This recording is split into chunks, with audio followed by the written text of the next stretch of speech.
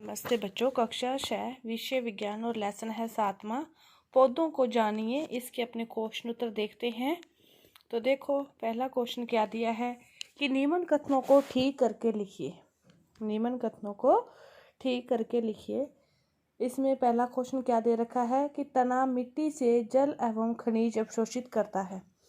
जो तना है वो मिट्टी से जल व खनिज है वो अवशोषित करता है। तना अवशोषित नहीं करता।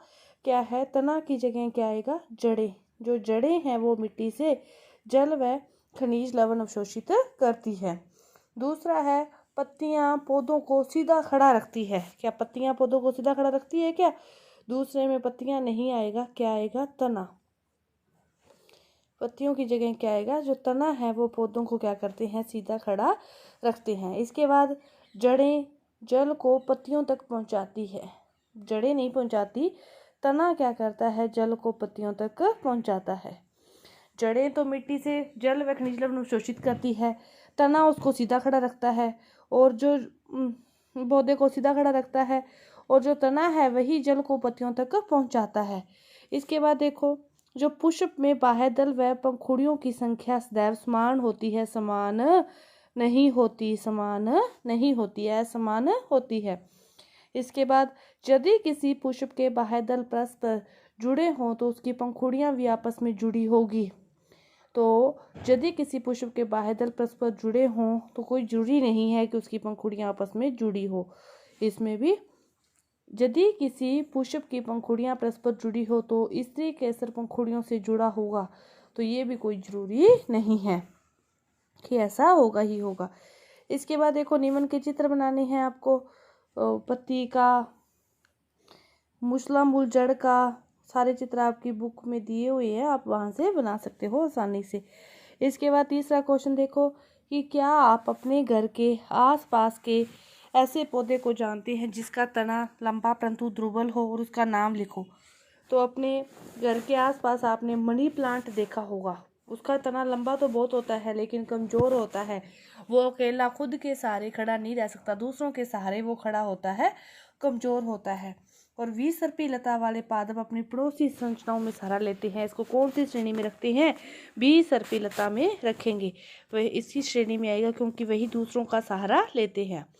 इसके बाद चौथा क्वेश्चन कि पौधों में तने का क्या कार्य है। तो पौधों में जो तने का मुख्य कार्य है यह जड़ों से पत्तियों तथा अन्य भागों में जो पानी है, खनिजों का संचालन करता है। उसके बाद फिर सभी शाखाओं पत्तों तक उसको पहुंचाने में सहायता करता है। इसके बाद पांचवा क्वेश्चन है कि निम्न में से किन पत्तियों में जालिका रूपी शिरा विन्यास पाया जाता है। तो जालिका रूपी जो शिरा विन्यास पाया जाता है वो तुलसी, धनिया और गुड़हल, इसमें ये पाया जाता है। इसके बाद देखो, छठा क्वेश्चन क्या है कि यदि किसी पौधे की जड़ रेशेदार हो तो उसकी पत्ती का शिराविन्यास किस प्रकार होगा। तो उसका जो शिराविन्यास है वो कैसा होगा? समांतर होगा। जिसकी रेशेदार जड़ होगी उसका पत्ती का जो शिराविन्यास होगा वो कैसा होगा? समांतर होगा। इसके बाद सातवां क्वेश्चन कि यदि किसी पौधे की पत्ती में जालिका रूपी शिराविन्यास हो तो जिसकी जड़ें किस प्रकार की होगी।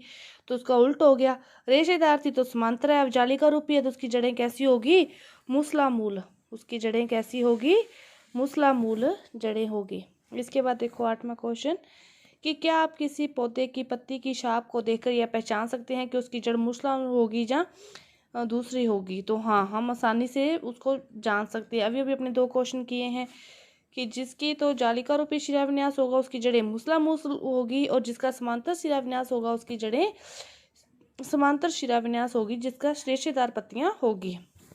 इसके बाद नौवां क्वेश्चन, किसी पुष्प के विभिन्न भागों के नाम लिखने हैं। तो पुष्प के जो विभिन्न भाग हैं वो बाह्यदल, पंखुड़ियां, स्त्री केसर, पुंकेसर आदि होते हैं। इसके बाद पुंकेसर 2 भाग होते हैं, तंतु व परागकण। स्त्री केसर के आगे 3 भाग हो गए, वर्तिका, वर्तिकाग्र और अंडाशय। इसके बाद देखो 10वां क्वेश्चन कि किन पौधों के फूल आपने देखे हैं। तो अपने ये जो पौधे हैं, घास, मक्का, गेहूं, टमाटर, तुलसी, तो अपने सभी पौधों के फूल होते हैं, लेकिन अपने जो तुलसी के, पीपल के आदि के जो फूल हैं वो अपने को दिखाई नहीं देते, ये बहुत सूक्ष्म इसके जो फूल होते हैं ये हमें दिखाई नहीं देते। इसके बाद 11वां क्वेश्चन कि पौधे के उस भाग का नाम लिखिए। 11वां क्वेश्चन देखो क्या दिया है कि पौधे के उस भाग का नाम लिखिए जो अपना भोजन बनाता है, इस प्रक्रम को क्या कहते हैं। तो पौधे का जो वह भाग अपना भोजन बनाता है पत्ती है, और पौधे अपना भोजन स्वयं बनाते हैं प्रकाश की उपस्थिति में, सूर्य के प्रकाश की उपस्थिति में।